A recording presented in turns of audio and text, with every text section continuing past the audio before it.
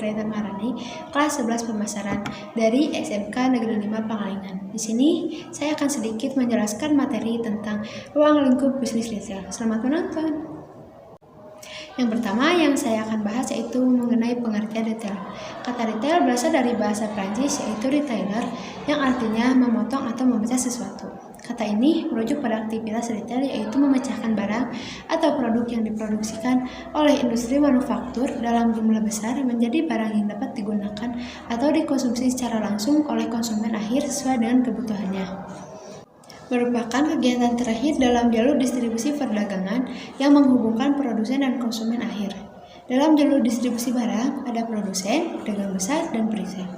Sebelum barang-barang diterima oleh konsumen akhir, masing-masing pihak memiliki tugas dan fungsi yang berbeda. Produsen manufaktur memiliki tugas dan fungsi untuk membuat barang, untuk menetapkan harga, promosi, dan menjual barang kepada pedagang besar.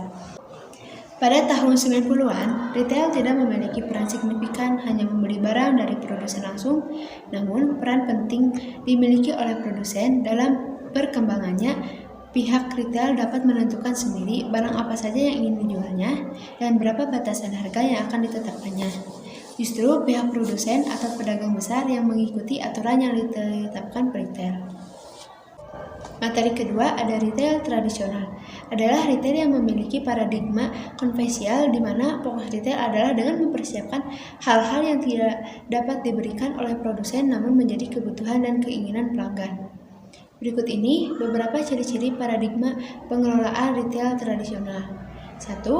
Pemilihan lokasi kurang dipertimbangkan. 2. Potensi pembeli kurang diperhitungkan. 3. Jenis produk kurang terkonsep. 4. Tidak menyeleksi merek. 5. Kurang memperhatikan pemasok. 6. Melakukan pencatatan keuangan sederhana.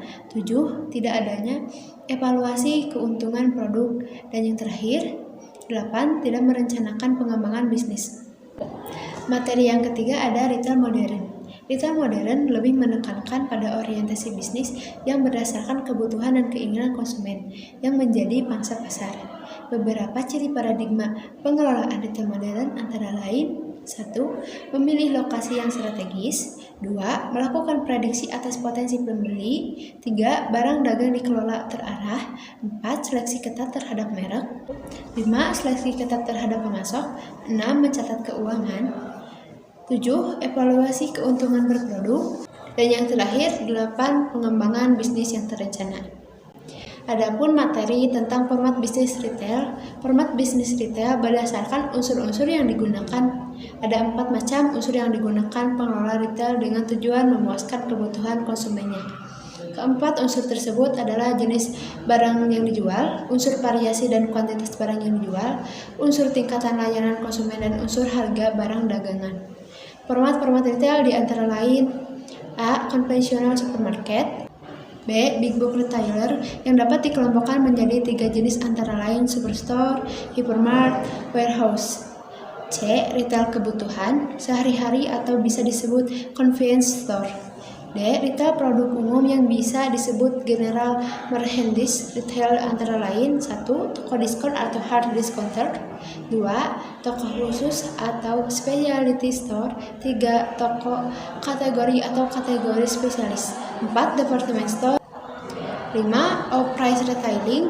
6. Value retailing. Selanjutnya, format retail berdasarkan sarana atau media yang digunakan dibagi menjadi 2 kategori, yaitu yang pertama, toko. Pengelola retail menyediakan lokasi untuk melakukan aktivitas jual beli secara langsung baik terkonsep swalayan maupun penyedia asisten. Selanjutnya yang kedua, ada non-toko dibagi menjadi 5 bagian antara lain: 1. Retail elektronik atau e-commerce. 2. Katalog. 3. Vending machines. 4. Penjualan langsung. 5. Television home shopping. Yang ketiga, adapun format retail berdasarkan kepemilikannya. Retail dapat dibedakan menjadi 3 kategori. Sekian penjelasan materi tentang ruang lingkup bisnis retail dari saya. Mohon maaf apabila ada kesalahan dan kekurangan. Dan jika ada saran dan tambahan, kalian boleh tulis di kolom komentar ya. Saya ucapkan terima kasih atas perhatian dan waktunya. Wassalamualaikum warahmatullahi wabarakatuh.